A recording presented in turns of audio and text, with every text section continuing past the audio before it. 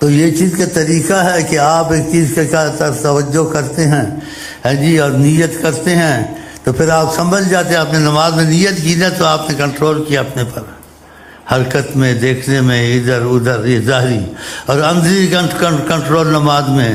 آقا جن تعبد اللہ کأنک ترا، تو اللہ کی عبادت ایسے کر جیسے تو دیکھ رہے تیرے سامنے خدا ہے. فإن لم تكن تراه فإنه يراك، اگر تجھے ایسا تصور نہیں قائم ہوتا تمہارے اندر کا تو تصور قائم کر، وہ تجھے دیکھ رہا ہے. یہ ظاہر تو کنٹرول کیا، بس کنٹرول کیا اور نہ اندر سے دل کا مسئلہ دوسرا ہونا چاہیے. کیونکہ آقا جی کہ جب انسان نماز کی نیت کرتا ہے، اللہ اکبر کہتا ہے، نصب وجہہ الیہ، خدا اپنا رخ اس کی طرف کر دیتا ہے.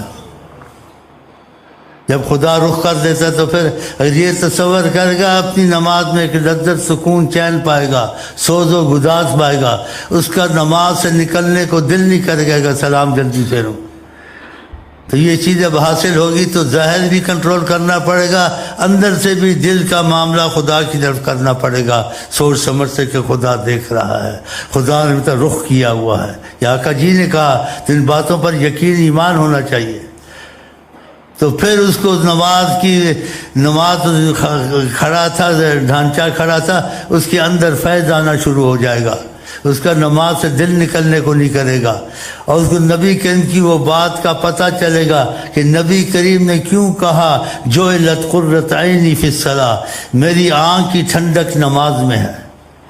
تو وہ ٹھنڈک اس کو بھی شروع ہو جائے گی. جو آقا جی نے کہا جعلت قرۃ عینی، میری آنکھوں کی ٹھنڈک نماز میں ہے. جب ایسا کنٹرول، ایسا تصور نماز میں کرے گا تو وہ پھر قرۃ عینی، جعلت قرۃ عینی، پھر وہ ٹھنڈک نماز میں اللہ کی محبت کی اور قرب کی اور سوز و گداز اس کے دل میں آہستہ آہستہ شروع ہو جائے گا. اس کی چیخ نکلے گی، اس کو رونا آئے گا، اس کو دل میں ایسے کہ نماز سے نہ ہی نکلوں. جب آقا جی اذان کا وقت آتا تھا کیا کہتے تھے؟ ہم اس نماز تک پہنچے نہیں نا، ہماری نماز تو ظاہری نماز ایک ہے، حیات اور ایک جیسے نہ ڈھانچہ ہے، لیکن اندر ابھی کچھ اترا نہیں ہے. اندر کچھ ہو تو اترے تو انسان کی حالت بدل جائے. ہاں جی، اسی آقا جی کہتے تھے ارحنا یا بلال، اے بلال مجھ کو راحت دے. کیوں راحت دے؟ کہ اذان دے میں نماز پڑھوں. دیکھا ارحنا. حضرت عائشہ کہ جب اذان ہوتی تھی آقا جی ایسے ہو جاتے تھے جیسے کسی کو جانتے ہی نہیں ہیں. اور ہم کو آپ کو کیا کہا ہے اللہ تعالیٰ نے کہ تم کو خدا کو پانا تو نبی کی تابع داری کرو، نبی سے سیکھو، نبی جیسے کہیں ویسے کرو. تو پھر ایسے کرنا چاہیے نا جیسے رسول اللہ صلی اللہ علیہ وسلم نے کہا ہے، سمجھایا ہے. ان چیزوں کو سمجھنا چاہیے، سوچنا چاہیے. تو اس طریقے سے نماز پڑھے کہ اس کی نماز میں وہ کیفیت پیدا ہو جائے جو نبی کریم کہتے تھے میری ٹھنڈک نہ آنکھوں کی نماز میں ہے. پھر اس کی نماز پڑھنے سے نفلوں کو دل زیادہ کرے گا، میں نفل ہی پڑھتا رہوں. تو اس کو ایسی کیفیت، ایسی چیز ملے تو زیادہ چلے نا. جب اس کو یہ چیز کیفیت نہیں ہے، یہ چیز نہیں ہے، تو پھر وہ جیسے کہتے کھانا پوری کرتا نماز پڑھ لی ہے، محسوس کو کچھ نہیں ہوا. جن کو محسوس ہوتا تھا ان کی حالت ہی اور ہوتی تھی.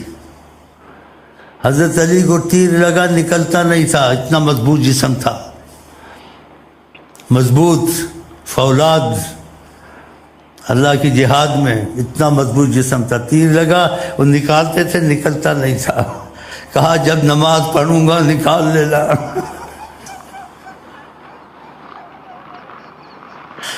کہا جب نماز پڑھوں گا حضرت علی نے کہا یہ تیر نکل جائے گا. کوشش کرتے تھے، پھنسا ہوا تھا، مضبوط جسم تھا، فولاد خدا کی، لیکن اللہ کے سامنے پگھل جاتے تھے.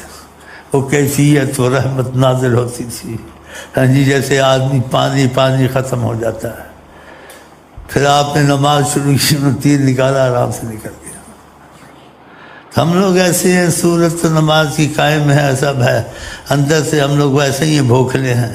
لیکن پھر کچھ محنت کرنی چاہیے، ظاہر اپنا قائم کرنا چاہیے. کہ تم کسی کے سامنے ہو، تمہاری کنٹرول ظاہر جسم پہ ایسا کرنا، ایسا نہیں ہونا چاہیے، کہ نیت کر لی نماز کی، اور اندر دلی تصور اس طرف کہ خدا تم کو دیکھ رہا ہے، خدا نے رخ تم کو دے دیا ہے۔ اب خدا تم کو رخ دے، تم ادھر ادھر تو سوچو تو پھر کیسے نماز میں آئے گا؟ نصب وجہہ الیہ، بہت ایسے جملہ ہے، انسان سوچتا ہے تو جیسے انسان دہل جاتا ہے کہ خدا رخ دیتا ہے، اس لیے کہ نماز میں ادھر ادھر نہ دیکھے، آسمان کی طرف نہ دیکھے، کسی گھڑی آسمان کو نہ دیکھے، ہو سکتا ہے اس کی آنکھیں خدا لے لے، واپس ہی نہ آئے۔ بعض لوگ اس وجہ سے بھی اندھے ہو جاتے ہیں کہ اوپر دیکھتے ہیں، ایسے بھی حدیث میں آئے، ہو سکتا ہے خدا اس کی آنکھیں لے لیں، اس کی واپس خدا آنکھیں نہ کرے۔ تو ان چیزوں کو تصور میں رکھیں۔